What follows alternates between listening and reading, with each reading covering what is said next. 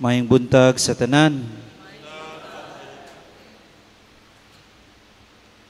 Ang atong ibanghilyo karong adlaw naghisgot kabahin ni ining duha ka sambingay. Ang sambingay mahitungod sa liso nga gitisok nga mitubo rag iya, o ang ikaduhang sambingay mao ang sambingay mahitungod sa liso sa mustasa. Kuasa ko kopya. Within these two parables, Jesus presents the mystery of the Word and the kingdom of God through agricultural representation in the world. This gospel simply tells us this diverse knowledge of Jesus about the world. Kung atong lantawon si Jesus anak sa panday, he was raised as a carpenter and he became a carpenter also.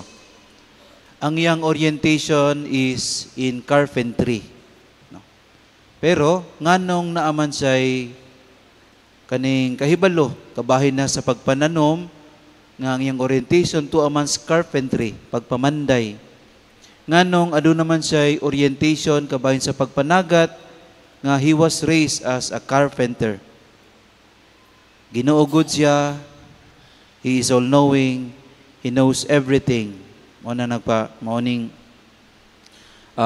nagpaila kaniya no ngani kanato nga siya Ginoo og nakabalo siya tanan bisan pa so mga nagkalain-laing orientasyon sa kinabuhi sa mga tao dinhi sa kalibutan. In the first parable, the attention is on the dynamism of planting the seeds. Dynamism no sa pagtubo sa usa ka liso. Kabantay mo ang liso nga itusok mutubo ra nag-iya. Kung pananglitan no ako gadala man ko sa ko ang mga similya diri ron kay maghimo kog palit ko atong mga similya sa Times katong celery kay mo man ako kanong sa itong upat na sila kabuok, kanang pangsagol ganis luto o salad-salad. Ako hilig ko ana no kay marag napos luto-luto ako ang kalipay kay marag malingaw ko kusina. Mo nang hinungdan, diabetic na lang ko. Kay taas akong sugar kay sige pundog kusina. Nagtanom ko sa kong liso diha, pero wala nako siya kada bang igo ra ko ni tanom.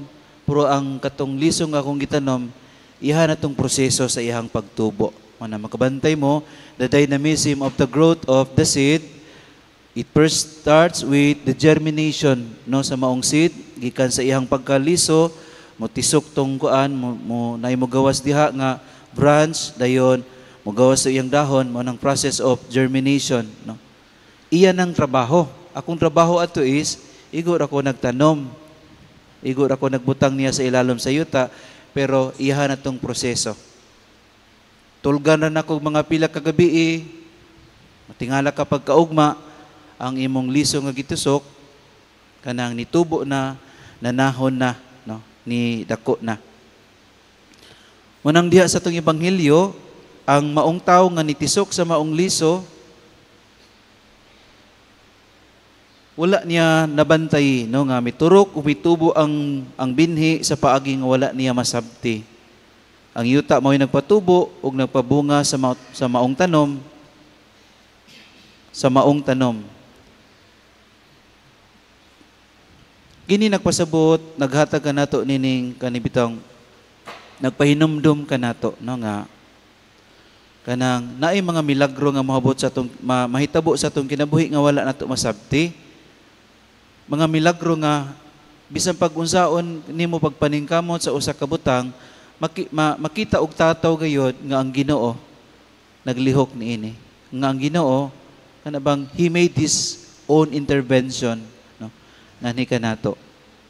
Munang ang atong kinabuhi sama pud tagliso nga tubo tagikan sa atong pagkabata, tubo ta hangtod sa atong pangidaron karon, Nitubo ta uban usab sa pag-atiman o paggalam sa Ginoo nganhi kanato.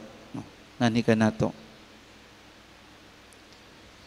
Ang tao nga nagtisok sa maong liso dito sa yuta kana bang nisalig siya sa yuta nga unta makatubo ka, unta makabunga ka, no? He places trust sa maong yuta nga iyang gitisukan. And at the same time, he places trust ngadto sa grasya sa Ginoo nga ang iyang gitanom makaani siya og bunga niini. Diya sa ikaduha nga sambingay may tungod sa liso sa mustasa, dinhi usab nato masabtan nga sumala pa sa gingon no nga ang liso sa mustasa mao pinakala gamayng liso no sa tibuok kalibutan, pero gikan sa iyang pagkagamay nga liso siya nahimong pinakadako nga tanom dito sa tanaman no sa garden. From being a small to into a great tree no sa iyang pagdako o ang iyang mga bunga dagko nga mga bunga. Dini nato makita usab no the dynamism kanibitang in contrast nga gamay ka nga gitanom gitisok pero nahimo kang labing dako. This is how the mystery of the kingdom of God dinhi sa kalibutan, that in reality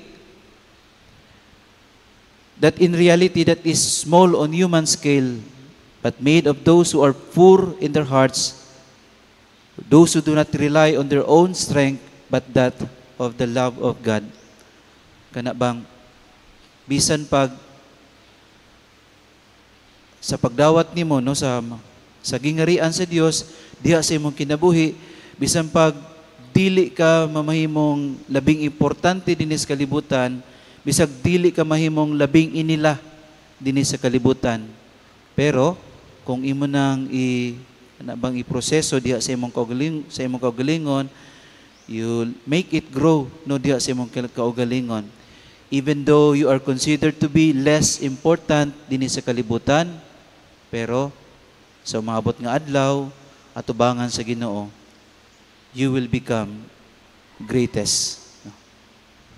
Gamay man ka sa panglantaw sa mga tao dinhi sa kalibutan, ubos man ka sa panglantaw sa mga tao dinhi sa kalibutan. Pero kung nagtuman ka, naminaw ka sa mga pulong sa Ginoo, ug nagtuman ka niini diha sa imong kinabuhi, mamahimo kang labing dako at tubangan sa Ginoo. Nining duha ka sambingay nga gihisgutan karon sa atong ebanghelyo, the message is very clear. The kingdom of God, even if demands our cooperation, it remains as gift gasa nga gihatag. Gasa nga gikan sa Ginoo, grasya nga gikan sa Ginoo. We may not understand no ang dagan sa atong kinabuhi. Dili ta kasabot nga makaingon ka nga sa tanang mga pagpaningkamot nimo, nakabot nimo ang imong mga gitinguha sa kinabuhi, na kay mga butang nga dili masabtan, nganong imong nakabot ang tanan. It is because God's grace is working in us. Ang grasya sa Ginoo naglihok diha kanato. Natay mga pangitabo sa atong kaugalingon nga dili pud ta makasabot tungod kay ang kamot sa Ginoo ni cooperate po diha no sa dagan sa imong kinabuhi.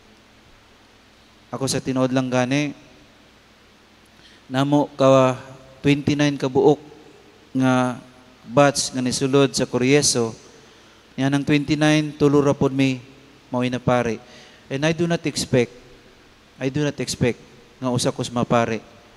Kay akong una-una sa pagsulod na ako sa seminaryo dili man gyud as in pagkapari gyud ako ang tumong. Panghimayad raman sa kong sala sa ko ang mama. Kay sige na ko siyang pahilakon, buluyagon kay kunya, sige ko niya pabadlong, ato naka-decide sila nga dili na ko pa eskwelahon. Matong nakadungog ko nga dili na ko nila pa eskwelahon, pero ganahan mo kong eskwela kay sige man tagdawat og balon. Kay magtambay ta dili man ta taga og balon. Matong naka-decide ko nga mosulod ko og seminaryo. Bisag dili pa yan ako pangandoy. sulod kog seminaryo, ang wala na kog ipangandoy nahimo na hinoong kaugmaon nako. Na instill hangtod karon, no? Nay mga butang nga dili gyapon ko kasabot nga out of my unworthiness. Nga niadtong 29, daghan man mas angayan nga mapari adto. But why me? Usa na sa mga pangutana, no, nga makaingon ka ba nga ang grasya sa Ginoo moabot na nimo dili tungod kay angayan ka. Ang grasya sa Ginoo moabot na nimo tungod kay He is a God who gratuitously give us everything, not because we are worthy of receiving it, but that just kanabang it is Him, the God, no, gracious God, nga mohatag bisan dili ta angayan sa pagdawat niini. Usa ni mga misteryo sa akong kagalingon nga kanunay gyapon kong nangutana. Bisan kitang tanan, no, kung mamalandong lang yun ta, mamalandong lang yun tas dagan sa itong kinabuhi, makita nato ng lihok sa Ginoo, mga misteryo nga ang Ginoo buhi og nag-uban kanato. Manang dili gyud ta manghinambog. Nga kung sa manggani ng mga nakabot nato sa itong kinabuhi karon gikan sa itong mga pagpaningkamot. Ayo panghinambog kung wala ang gamot sa Ginoo, wala ang grasya sa Ginoo nga nag-uban kanimo. Walay maimo. Wala gyud maabot nimo. Instead, nga manghinambog ka, just be a humble collaborator of God. Collaborator sa grasya sa Ginoo nga naglihok diha sa imong kinabuhi and contemplates on God's creative action diha sa imong kinabuhi. Atong hinumduman, the final harvest turns our mind to God's conclusive intervention that at the end of time, when He will fully realize His kingdom, no matter how small are we need to be humble. No, we need to humble ourselves. Kay gikan sa itong pagpaubos, atubangan sa Ginoo, mamahimo tang labing dako. Dili importante ang daghang kwarta, aron mahilangit ta. Although, importante man yung kwarta tungod kay life would become easier kung natay kwarta. Nindot man yung mahimo tang kwartaan, mahimo pa jud tang buutan. Pero usahay manggod, kwartaan ka, imo naman imong kwarta, mao imong Ginoo. Sa tinuod lang, sa pagbuhat namo sa mong bagong simbahan dito sa Sinuyak, we started it with 0 account. Wala may kwarta. Among hala dito kada Domingo, 800 ra gyud na. 800 to 1,000.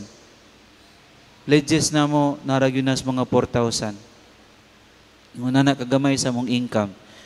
Og hadlok gani ko nga mo project dito sa mong parokya. Pero, ang bukus Ginoo, kaning balay nga ko ang ito, kaning simbahan nga ang ito ko diri Lord, dili man ni ako imo man ni. Tabangi intawon ko.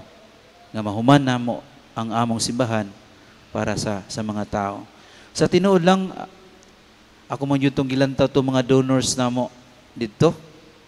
Kadaghanan sa mga nanghatag, katong mga simple nga mga lumulupyo sa tanang kapilya nga sakop sa parokya. Katong mga dagkog mga tindahan dito sa muang dapit, wadyo ko kakita sa ilang mga ngalan nga ni-donate o nihatag para sa among simbahan. 6.7 sa among simbahan, 6.7 million ang among simbahan, nahuman to pinagi sa mga hatag sa mga pobre. Unang usahay manggod, madato ta, pulihan na nato ang Ginoo sa atong kwarta. Himuon na natong Ginoo ang atong kwarta. Di naman taganahan makuaan, di na taganahan. Taganahan mo hatag, kay hadlok tang makuaan. Noon, way man magbuot nimo, pero makapaunsa man ang imong kwarta, inigbiya nimo dinis kalibutan. Ang atong pagkakwartaan, ang atong pagkagamhanan, dili mo ibasihanan aron mamahimo tang labing dako atubangan sa Ginoo. Ang atong pagkamanghihatagon, ang atong pagkamayong tao, maoy makapahimo natong labing dako atubangan sa Ginoo. Akong tapuson pinagi sa pag-ingon ni Saint Ignatius de Loyola. Act as if everything depended on you, knowing that in reality, everything depends on God. Ang tanan, unta sa atong kinabuhi, atong isalig ngadto sa Ginoo. Mamahimon ta kitang humble collaborator sa pagpalambo sa gingarian sa Dios dinhi sa kalibutan. Hinaot pa unta, palihog manindog.